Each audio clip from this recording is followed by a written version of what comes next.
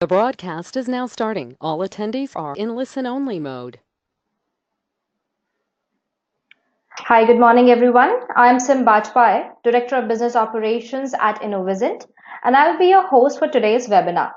First and foremost, thank you everyone for joining in for this webinar today, which is InnoSight Campaign to Closure powered by Analytics.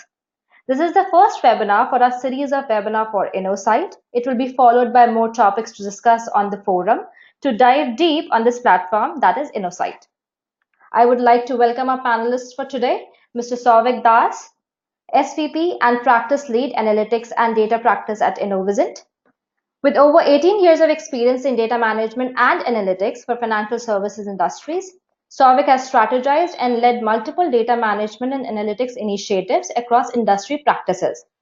He also possesses multiple strategic consulting and advisory experiences focusing on customer journey, marketing to sales to retention analytics, integration between platforms to left shift analytics, roles in business processes, and to deepen analytics business adoption. On the other hand, we have Sanjana Pukle. Sanjana holds 3+ years of overall experience in analytics, almost entirely in financial services focusing on customer segmentation and sales market analytics. For last year or so, she has been instrumental in operationalizing sales optimization for a large financial advisors and brokers for an insurance company, and at present enhancing that capability by integrating Salesforce platform with analytics platform through robotic process automation, and thereby making performance and compliance measurement of the sales unit as unit a table stakes. Little bit of housekeeping before we go ahead with the session today. We have allocated 10 minutes for the question and answer section. We want you to use the text feature of the GoToWebinar control panel to drop in your questions, and they will be taken up at the end. This webinar is recorded and will be sent to all the attendees after the session is over. Without any further delay, I'm passing on this session over to you, Souvik and Sanjana. Please go ahead. Okay. Good morning, everyone. Sim, just wanted to do an attendance count. Should we wait for the rest of the guys to join in, give them another 10-15 seconds, or do you think we are good to go? Sure. Okay. We'll just give them another few seconds. I can still see that people are joining in, and then we'll get started in just a moment.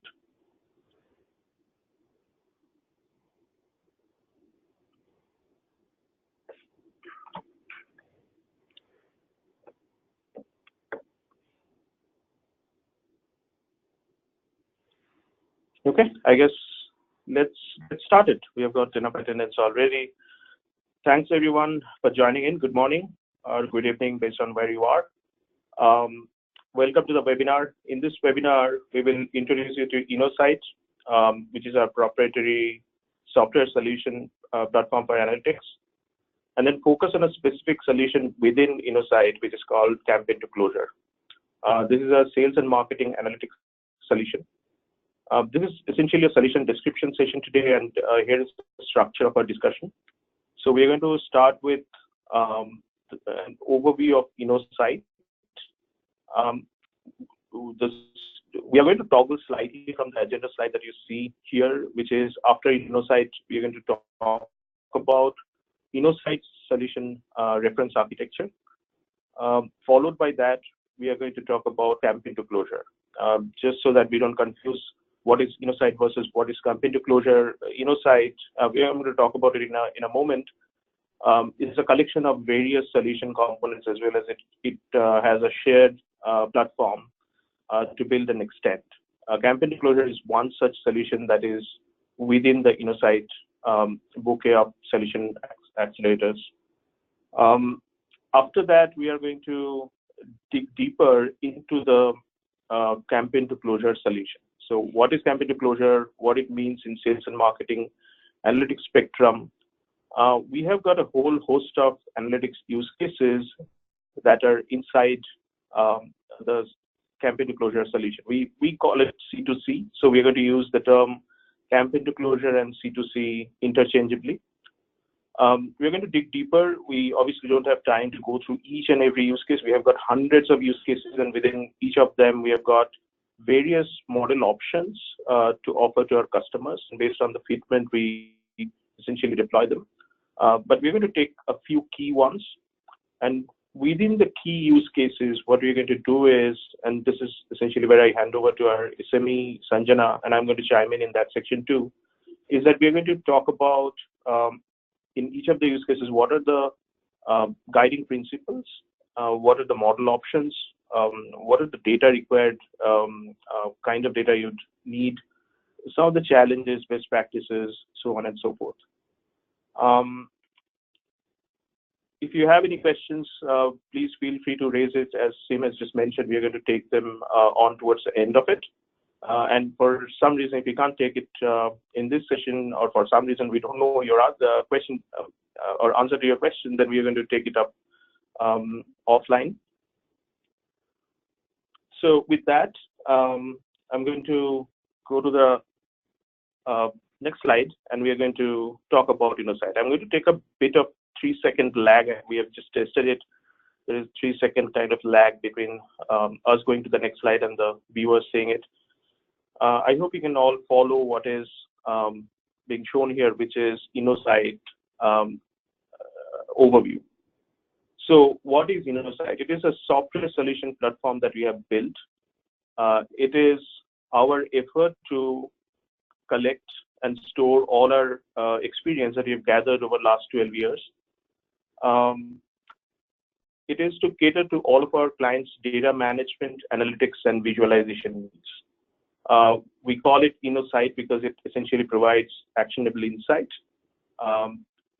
The base version that we have built is implemented on Microsoft Azure, Hortonworks, and it uses various modes of integration, but predominantly it is on Kafka, as well as it has got various batch and web service-based implementation. So far as integration is concerned. So far as movement of the data is concerned, we use Spark and Python extensively. Again, we use Python for our analytics. We made it in a way that it can be ported to R. In some of the cases, we have built it on R also. And on visualization side, we have used Microsoft Power BI. It is compatible with other tech stack from other product vendors. We'll talk at length about technology stack in the next slide when we go to the reference architecture. But before that, InnoSight essentially consists of highly decoupled solutions and solution components, can host, secure, and analyze petabytes of client data, and analyze them to provide insights through its analytics engine. Now, this analytics engine, as you'd see in one case in point in campaign to closure, is that it's highly customized for various verticals. Because we know that even if you take one subject area and you go from one vertical to another, one industry practice to another, the application of it really changes. So we have essentially created various verticalized, customized solutions for various verticals. It is time tested for last couple of years. That's when we really came out with it. We have implemented in live customer cases. And at this point in time, we are building its second generation, which is due to release in Q4 this year. InnoSight is built in such a way that our clients can choose to deploy only parts of InnoSight. It is highly decoupled. And they can also use the platform of their choice. We have used Microsoft Stack essentially, but it doesn't mean that one has to stick to ours. We have tried to build it as flexible, as decoupled as possible. And in some cases, we have implemented in customer places where they don't even have big data, and that is fine. We have built it to be ready to various kind of customers at different degree of readiness so far as their data management, information management platforms are concerned. As I said, InnoSight is a collection of solution component, and the most foundational solution component, which you don't see here in this slide, is Customer 360.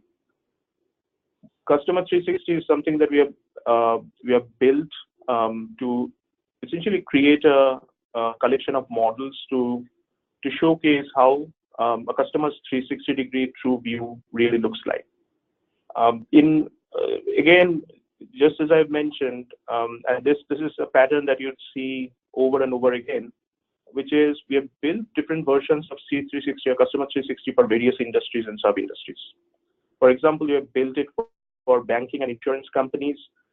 We have built it for other industries also, but banking and insurance companies, we first came out with for C360, and then what we did was we went even further. We figured out that in some cases, customers are really building C360 for their enterprise needs. However, in some cases, they're building only for certain LOBs. So what we have done is for banking and insurance, we have gone at length, and we have built Customer 360 for retail bank, for commercial bank, for wealth management, and for insurance, we have built it for personal lines and commercial lines, and so on and so forth. We have really banked on our decade-long experience in various industry practices while developing them. Now, off the C360, what we then do is we take the C360's data, we essentially stitch different other data with it, and then we extract a different kind of analytics from it. Some of the flagship ones that you can see here, there are plenty more, would be Smart Sizzle that you can see on the left. I'll just try to hover my mouse there. It is a solution that is on the risk side of banks and credit unions. Sizzle is one of the regulatory mandate that has come up, which the banks and insurance companies have to be compliant to by 2020 and 2021 based on the kind of institute we are. But and it's called current expected credit loss. We have got other webinars that you can refer to for this particular solution component.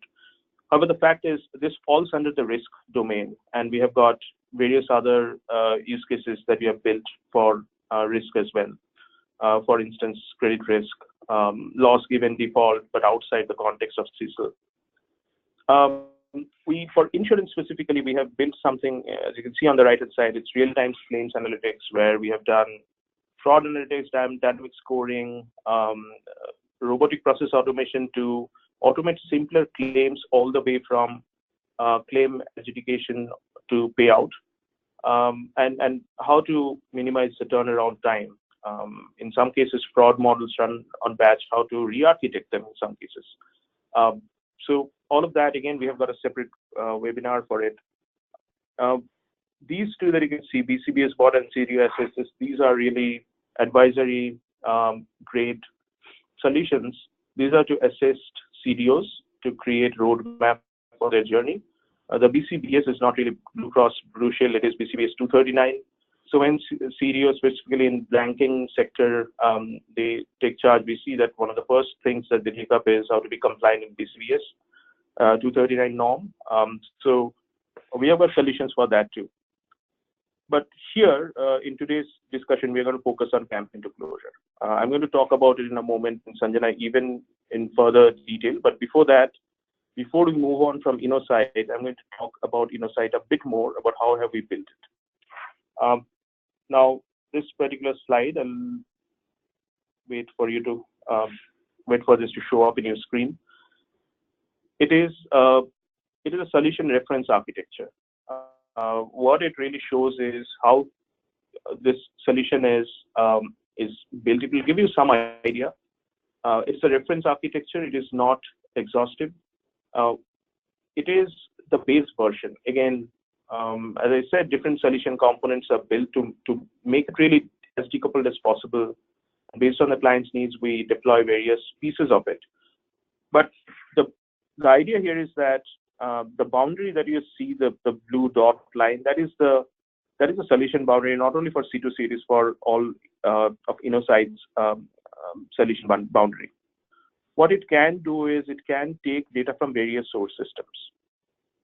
Now, source systems, as you know, within your data management framework can be structured, unstructured, or can be semi-structured. Data can come from your internal sources, can come from external sources. And again, external sources can be divided into third party, can be divided into social, mobile, and whatnot.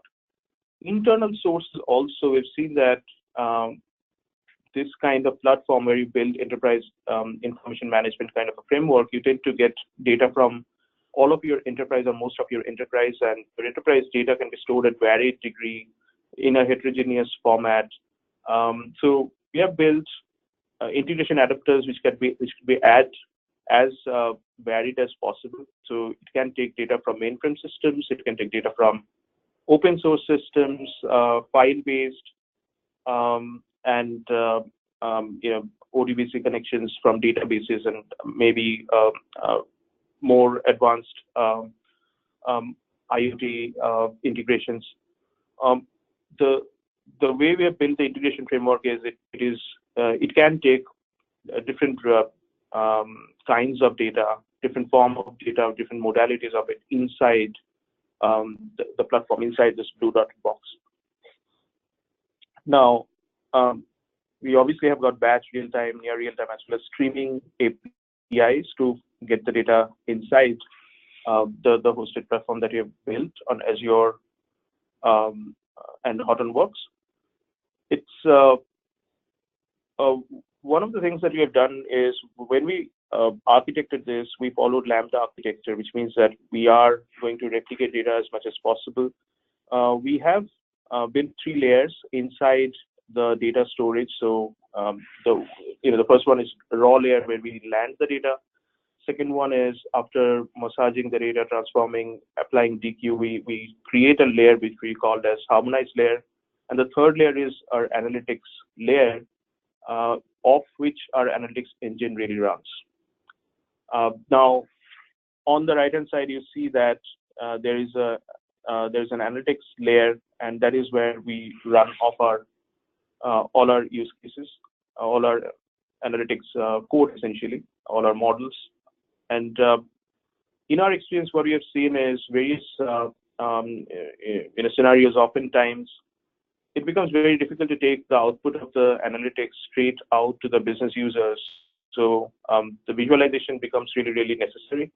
So one of the things that we have also built is we have built BI and visualization layer to take data out of analytics as well as from the storage and create different views to the end customers or the business users. The other thing that we have done is for campaign to closure, for risk analytics, for AML, anti-money laundering analytics, claims, we have seen that there is a huge amount of need of integrating with off-the-shelf products. For instance, if I'm running a claims analytics engine, the idea is not to replace the claims engine itself, but to aid it. So we have got web services and batch integration with various off-the-shelf leading products, for instance, Duck Creek, for instance, Guidewire. In case of C2C, which is campaign to closure, we do have similar integration with Salesforce, with Microsoft Dynamics CRM, with Siebel CRM, as well as different campaign management tools to really help the marketing and sales processes. Now, with that, I will move on to the next slide, and this is where we start focusing on C2C. I'll just recap very quickly that as of now, up until this point, we are just talking about InnoSights, which is our business solution as a whole. Campaign to closure, as you can see here, it's one such solution component which we are now going to delve deeper into. So I'm going to read the solution definition in verbatim.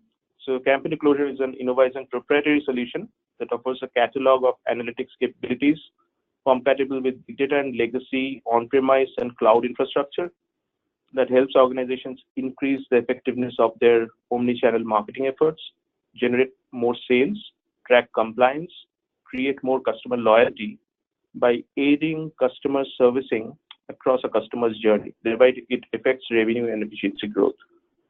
It's kind of a mouthful, but what it really means is when we built the campaign to closure solution within InnoSights, we took into account the customer's journey in our mind. And we felt that when marketing happens, which kind of converts a lead to an opportunity to a prospect, all that life cycle, and then hand it over to sales, and then sales essentially takes it forward, closes a business, and then from that point onwards, it becomes customer servicing, experience, and then the cycle goes on because there are cross-sell, upsell opportunities. We have to retain the customer, we have to do churn and all that.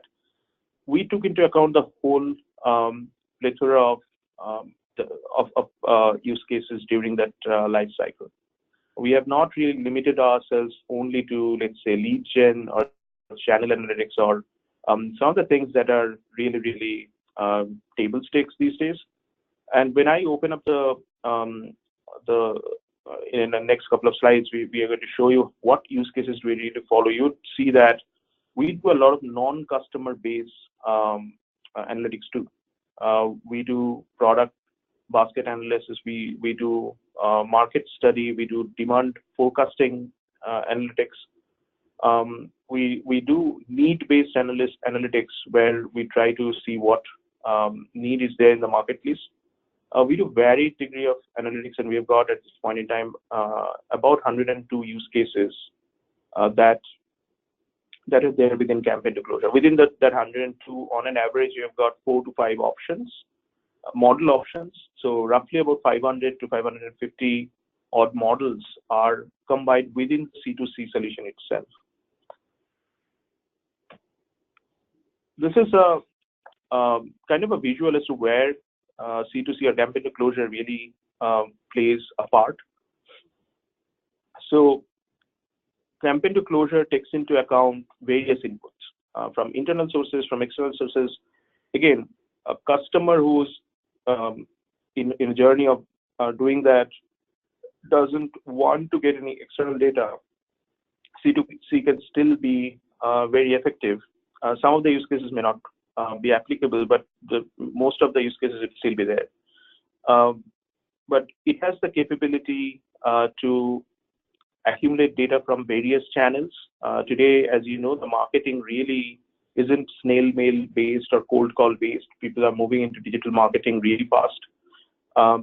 So based on where your organization is, where our customers' marketing efforts are, this solution is capable to get data from those channels, as well as data from various data providers, as well as from the social media to see what our customers essentially are feeling about our products, what exactly they're describing about it, who are the customers who can be net influencers, and to get all of the data, then we can run the models that are applicable for a particular client set. Essentially, we have the horsepower to run 500 such models, and we can derive a whole host of insights, but the key ones would be what would be our next best action, what would be the next best offer, who are the qualified leads, how do we contact them, what is the engagement strategy with them. In one of the customers where we deployed C2C solution, campaign closure solution, we actually built out not only who are the leads, which obviously is expected, but after segmenting, after creating the qualified leads, we also give them what should be their engagement strategy. And by that, I mean the following. What are the intervals at which the customers should be contacted? What would be the verbiage that would be used? How many personal meetings? How many WebEx? How many telephone calls? At what interval, and so on and so forth. So it was very detailed, and because of our integration capability, what we did was we pushed it out using C2C's integration web service into Salesforce task list. So when the salesperson is really contacting the potential customers through the prioritized list, the salesperson is not only having a prioritized list, but also the engagement strategy right in the Salesforce screen. So that person really shouldn't be having any problem so far as complying to the analytics output. What we also did was, which is something that we see people missing out on, is that we took a back feed, and that capability is there in C2C too, out from Salesforce back into campaign closure to generate different reports, that how much compliant a particular salesperson was, or a pool of salesperson was, and what kind of sales growth that have been observed. We have developed various dashboard reports based on that, which we pass on, which we kind of recommend that should be shown in steering committee meetings and so on. Sales, the only problem that we see is that sales cycles tend to be longer, and there, sales cycle can go for quarters or even in some cases for a year. So we have got dashboards which could be used for compliance purposes to see the effectiveness of sales in the intermediary too. So you don't have to really wait for the sales cycle to finish to see the effectiveness of analytics. All that said, let me show you what is the length and breadth of our use case coverage. I again wait for a few seconds. So these are the use case coverage that are within embedded within the campaign to closure. If campaign to closure solution is chosen by a customer, definitely we don't recommend, and neither it is feasible or plausible that you deploy all of them. The idea is that there should be an effort at the front end of this activity to see that what are the ones that are really needed, and what should be implemented when, what is the readiness, what is the criticality, what is the end result, what is the roadmap, and so on and so forth. But as you can see from this diagram, we've got hundreds of use cases. This is again an excerpt. This is really not the full list, but we have got hundreds of them that we essentially use within the C2C solution.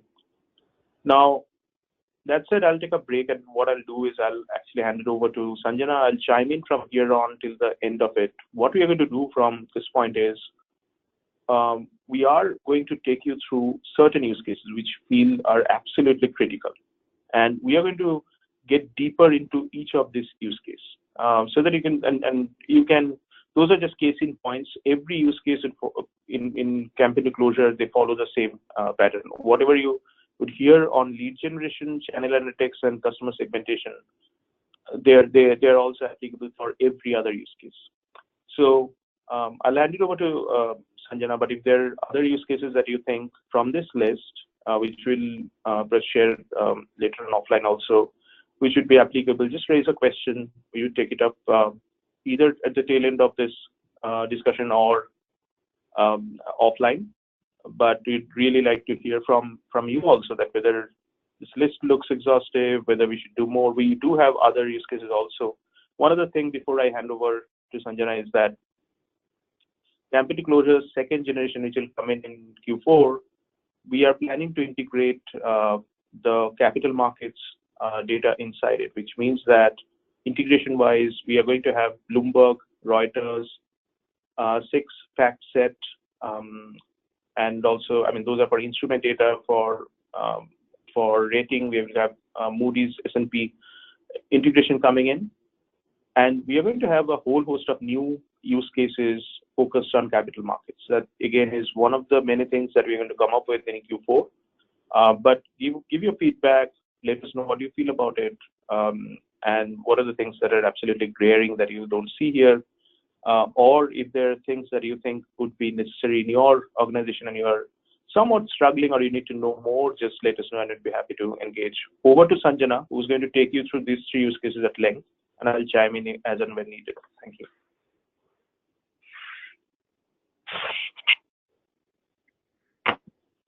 Thank you, Souvik. As mentioned, we have built and implemented hundreds of models in our C2C analytics solution. These models are trained and tested on publicly available data sets. A lot of implementations of these models are adopted and currently being used by several of our clients. Today, I'd like to walk you through 3 key use cases which have the highest impact on customer lifecycle. For each of the use cases, I'll be talking about what it essentially means and how we've implemented it in C2C, along with some potential challenges that we could face. So we use what is called the STP approach, that is segmentation, targeting, and positioning, as a reference for all the planning that we do for our marketing objectives. That is, the market is segmented. 1 or more segments are selected for targeting, and products or services are positioned in a way that it resonates with the selected target market. The key here is to understand the customer base or target audience of any product or service that we're looking to market or sell. This can be done by understanding the overall customer base, defining the right customer for the product that we're looking to market, and essentially make informed decisions by deriving actionable insights. Now let's understand how analytics is incorporated in each of these different processes. As I just mentioned, the first step involves understanding the overall customer base. And this can be achieved through customer segmentation and in-depth analysis of each segment in the market. In this section, I'll be talking about what segmentation means, the different types of segmentation approaches, and how C2C solution is designed to achieve this.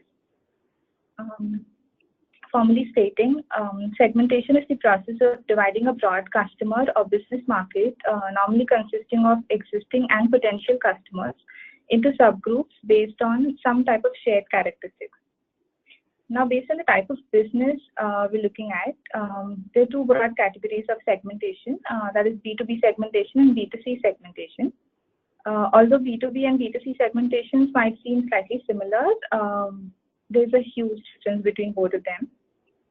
Let's start off by looking at each of them in depth. The target market for any B2B product or service is not one homogeneous mass. Rather, it can be divided into several distinct groups based on who they are, how they behave, what they want, or what they think. In our C2C solution, we have three main approaches to B2B segmentation. The first one is a priori segmentation, which can also be called as firmographic segmentation.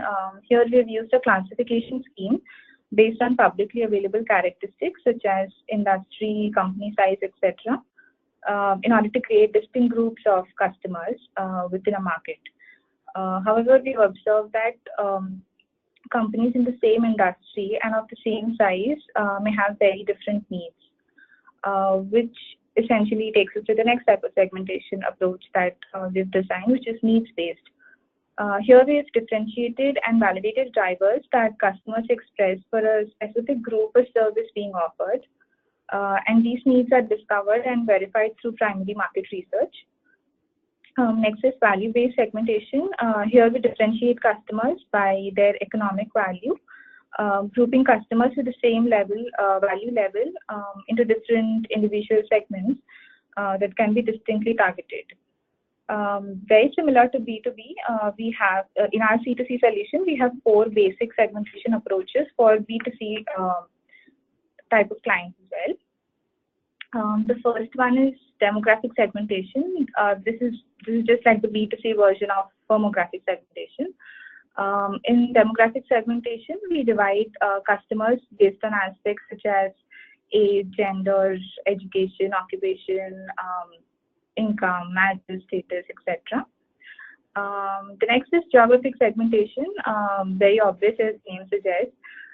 Here we group customers based on geographic location. It allows for companies to focus their products and services to different segments based on where they're located. Next is behavioral segmentation.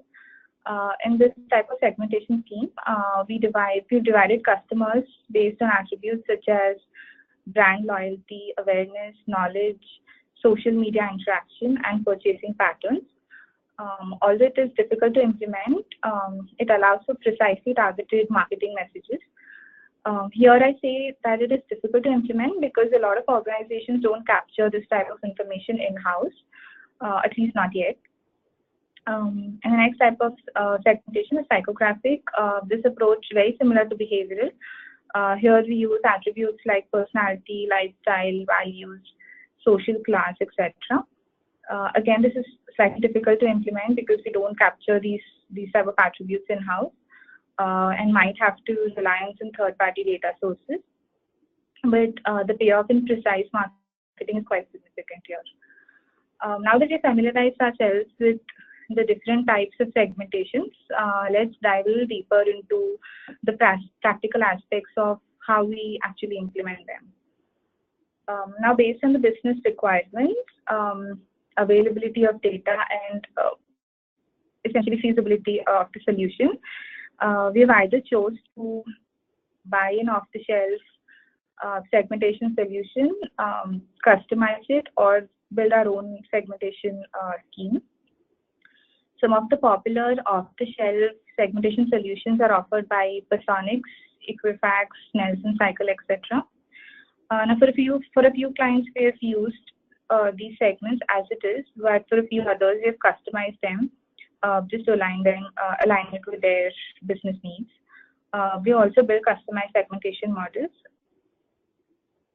In our C2C solution, we have implemented many different approaches of segmentation that I just mentioned. Some of them are implemented using factor analysis, latent class analysis, and response-based techniques. However, the most popular one still remains cluster analysis. Cluster analysis is essentially an exploratory data analysis technique that tends to reveal natural groupings within the data set by partitioning the observations into homogeneous groups, or the segments that I just spoke about, based on their proximity to each other. So it's essentially a distance-based algorithm.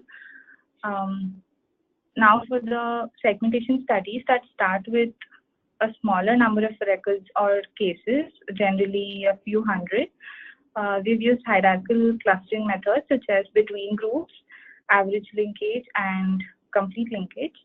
However, in situations where use of larger data sets, say thousands of millions of records, made more sense, we've used a non-hierarchical method called k-means clustering. This method requires you to preset the number of clusters before running the analysis, but this can be determined using an elbow method, which essentially explains the percentage of variance as a function of the number of clusters. Another method that we've implemented, but it's not as popular as k-means, is a neural network-based method called component network analysis. Although this approach could suit your data well and it produces solid results, we do consider our stakeholders' tolerance to techniques that are slightly less opaque and can often resemble a black box. My experience with B2B clients has shown that they have typically been less accepting of approaches that lack clarity. So now that we've looked at how C2C helps segment the customer base, the next step is to identify which of these segments to target for our marketing purposes. The use case, which is popularly known as lead generation or lead gen in short. There are various ways to target a population to generate leads. It could be based on age, occupation, gender, etc. For example, we worked with a retirement and annuity-focused insurance firm who used an age-based lead gen analytics model to find out that the years 2020 poses both opportunities and risks for their annuity and 401k products, respectively, because of the high propensity of retirement in their customer base and US population in general. So they went on to strengthen their annuity product offering and their sales and marketing products on the back of this effort. However, we worked with another fintech company that have recently worked with one of the lead gen models, which is a combination of age, region, and annual income. That's what gave us the most optimal result for targeting the population in this case.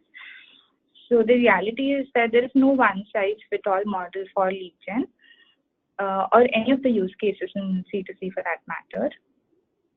And just like the other use cases in C2C, we provide multiple model options in lead gen too. And of course, we deploy, we analyze, when we deploy, we analyze the best fit model for our customers. That said, C2C lead gen models were based on 3 guiding principles. Number 1, models take into account historical marketing and sales data as well as some of the customer responses and feedback. Rule of thumb here, the models best operate with 5 or more years of historical information. Number 2, There are models that offer holistic target population across all lines of businesses, which help organizations do what we call cross-sell and upsell. And there can also be models that provide target and prioritization of population at a product level or a LOB level also. So after prioritizing the segments obtained at the segmentation stage, the next step ideally would be to start marketing the product or service to members within that segment. We've employed two primary methods for this purpose. The first one is one-on-one targeted marketing, and the other is mass advertisement. We have seen that the buying process has changed over time, and we really need to find new ways to reach our buyers. So instead of finding customers using just traditional one-on-one targeted marketing techniques, we should also focus on being found through mass advertisement.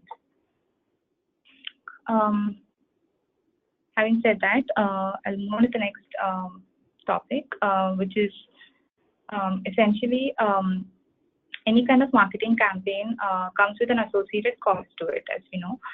It could be cost to acquire the data related to potential leads. It could be the cost to execute the campaign itself. Given these constraints, such as campaign budget, duration of campaign, and size of each segment, or the number of people in each segment, it may or may not always be feasible to send marketing campaigns to all of the members in each of the segments. So, okay, let's take a step back and look at the basics. A lead is a person who has indicated interest in a company's product or service in some way, shape, or form. And lead generation is the process of attracting and converting prospects into someone who has indicated interest in the product or service. Some of the key data elements that we've used are attributes pertaining to demographics, behavior, lifestyle, and some socioeconomic factors as well. Now, since a subset of the attributes would already have been considered for the purposes of segmentation, it could get tricky here in the sense that some of them might not have adequate variability to enhance the predictive power of the model. So C2C uses a wide range of data-driven attribute selection methods in order to solve this problem, and we use a lot of data-driven techniques like principal component analysis. And for the modeling, in the past, for example, we've used one ensemble method called random forest. This model essentially classifies the segment members into prospect and non-prospect categories. However, based on my experience, there is no single algorithm to use as a thumb rule. I recommend using multiple approaches and determining the best solution based on the nature, size, and also the quality of data available. Few examples of such algorithms could be logistic regression, support vector machines, naive-Bayes, gradient boosting, etc. Another practical way of choosing a model that I've learned in the past based on my experience is just finding a trade-off between the predictive power and processing power. And as Shavik mentioned, with the advent of big data tools and technologies, processing time can still be handled relatively well now. In situations where sophisticated infrastructure of sorts is not yet established, we can resort to some of the earlier mentioned techniques to find the best fit for the model. C2C analytical solution, as mentioned, is platform independent, and we provide absolutely customized solutions as per the business need. Now the next step is to prioritize the leads that has been generated from our predictive model. In the past, we've used two key methods to achieve this. The first is we've used algorithms like logistic regression, naive-Bayes, and random forest, which predicts the probability of a class label instead of the class itself. And we just consider this probability to be the score depicting the propensity for a customer to buy a certain product. And the second method was to synthesize our own metric, which would essentially generate the scores manually. This option has been particularly useful for situations where, for example, geography is a predominant factor in achieving a business goal, in which case we assign a higher weightage to the location of the customer in our metric or the equation that we have generated. Now, this prioritized list of leads can be used for one-on-one targeted marketing campaigns. Apart from these campaigns, we also employ some mass advertising options.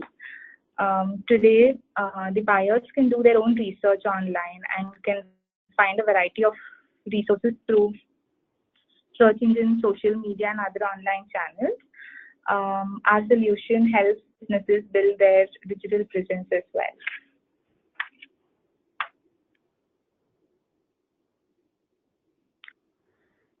The next step after determining who to contact is how to contact them.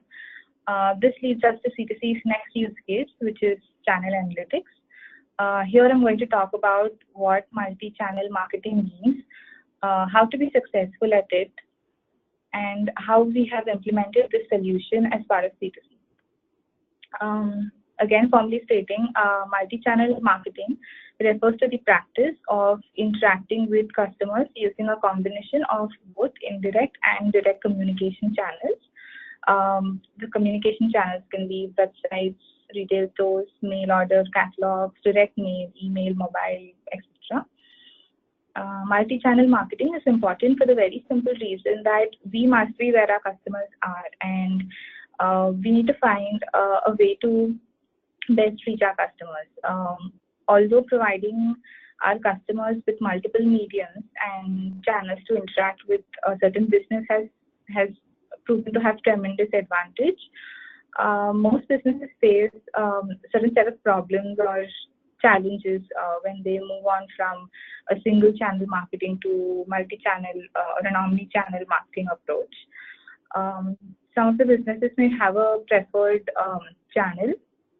There may be one medium that is preferred, but with multi-channel marketing, we tend to lose the control of funneling the users to one specific medium. Some of the other challenges could be that there are too many moving parts to manage because there are too many channels, and we need to make sure that the experience that a user gets across all the channels should be uniform. This could also mean that we need to spend some more time, and it could prove out to be slightly more expensive than single channel marketing. C2C proposes 4 key measures to overcome these challenges. First one is de-silo the channels. That is, coordinate cross-promotional efforts with integrated marketing in which different mediums complement each other. The second is set control groups. This is to test the effectiveness of multi-channel marketing efforts by setting control groups that do not receive the multi-channel promotion. This essentially helps us to better measure the campaign's effectiveness. The next is creating multiple touch points. Here, touch points can include social media, surveys, emails, newsletters, mail-in terms, etc. And essentially, the key is to know your audience. What channels will work best for your business? Where does your key audience spend most of their time? This information should greatly influence how we do multi-channel marketing approach. Now, as part of the C2C channel analytics suite, we've implemented 3 types of solutions. That is channel analytics based on actual preference, based on surveys, and based on similarity of customers. Let me briefly talk through these solutions and certain advantages and disadvantages that are associated with them. The first one, as I mentioned, is based on actual preference. Here we incorporate actual preferences of customers through which they'd want to be contacted. These channels typically include a phone call, text message, email, direct mail, etc. Essentially, this is a rule-based model to define a set of channels for each of the customers based on their preference, which they might have, which we might have obtained using some reporting techniques. The next is based on surveys. This is another solution offered by C2C, where marketing is channel analytics is done based on survey responses. In this approach, we've typically designed and conducted market research surveys in which uniform mixes of candidates are chosen to take the survey. The survey can have questions ranging from just basic demographics to number of hours the person typically spends on social media, news forums, etc. We then come up with a hypothesis around the ideal channel to market. For example, a young IT professional is likely to respond to a post that he or she might have seen on a social media forum than direct mail. The advantage with this method is that we can control the representation of certain sections of the population by either oversampling or undersampling them. However, because this approach heavily relies on assumptions around the absence of any kind of bias in the sample, and also since the data is self-reported, there might not be a concrete method to verify the actual truth. And finally, we've done channel analytics based on similarity. This is a flagship solution which is offered by C2C.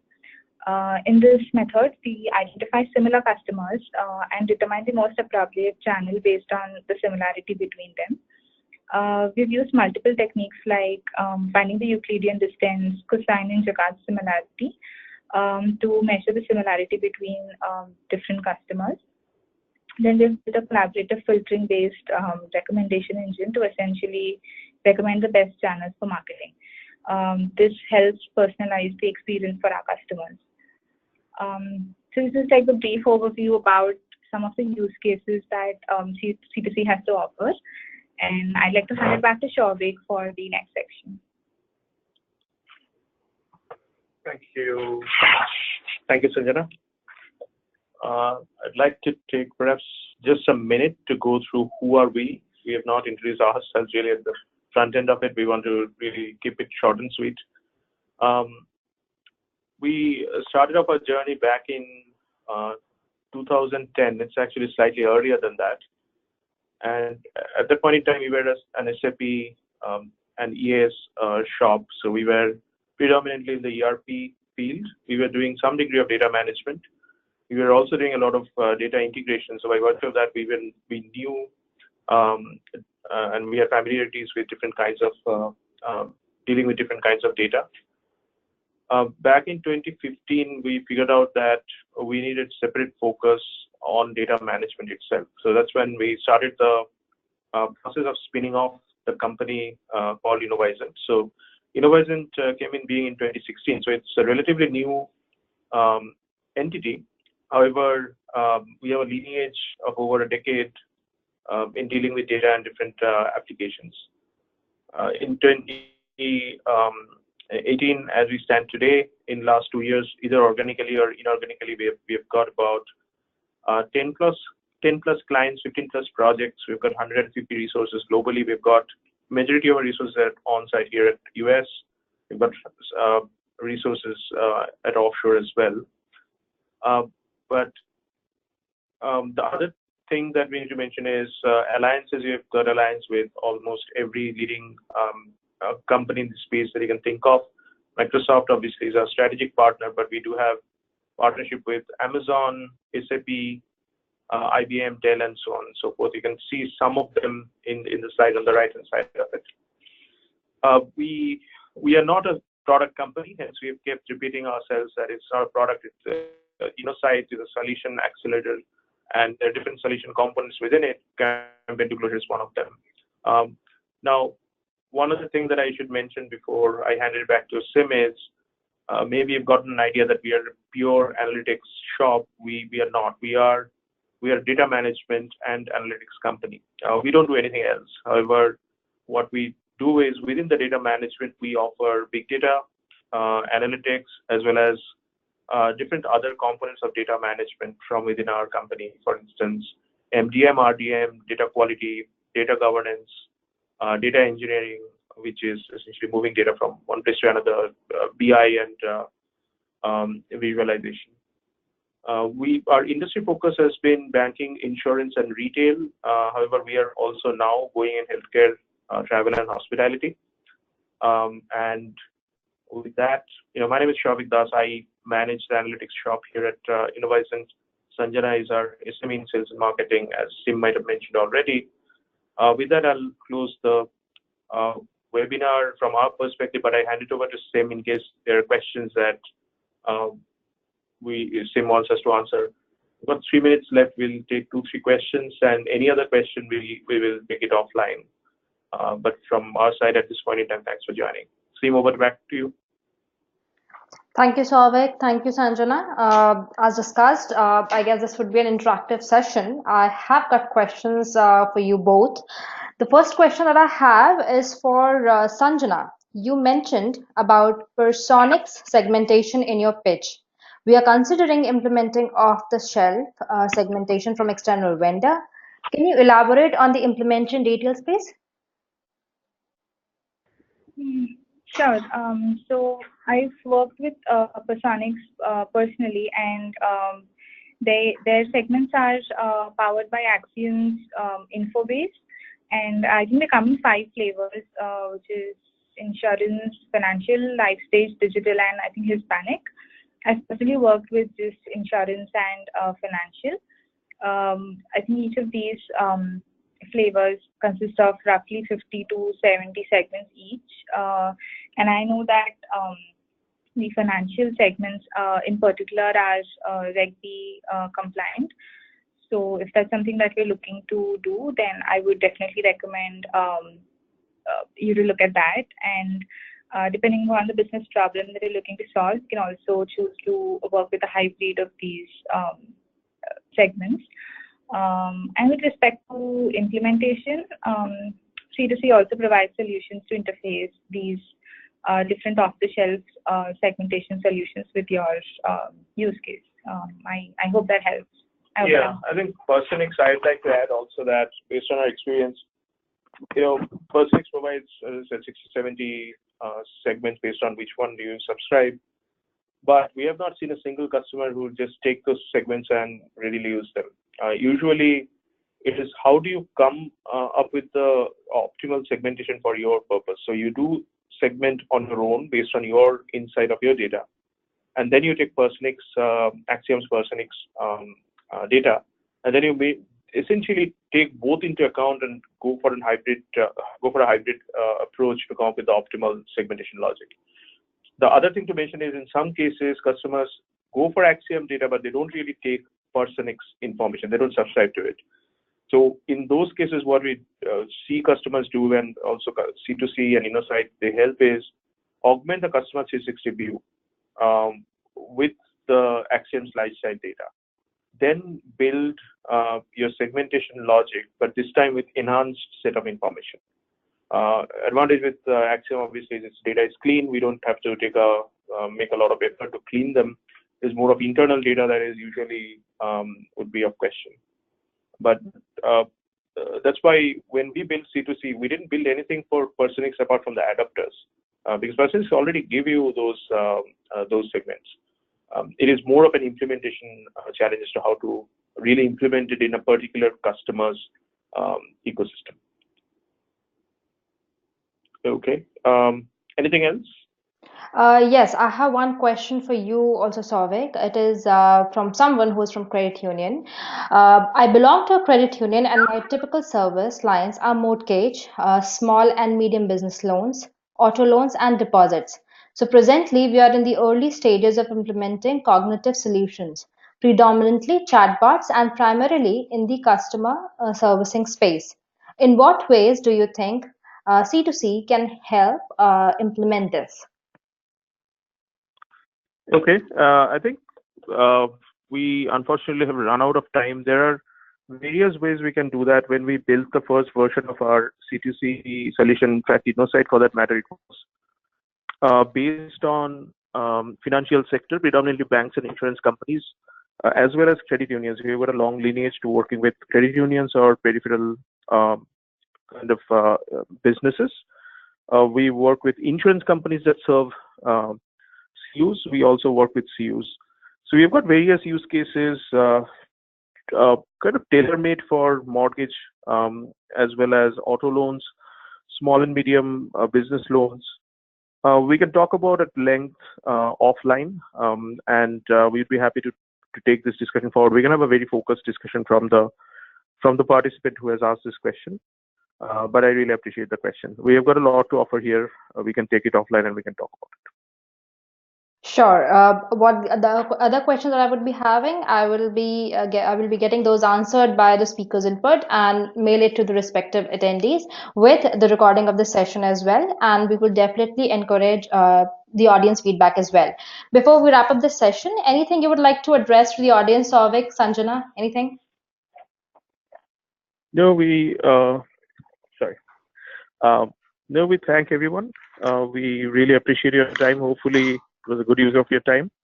And any questions, any feedback, please pass on to us, and we'd be happy to engage with you further. Thank you. Thank you so much. You all have been a fantastic audience. Thank you for joining in.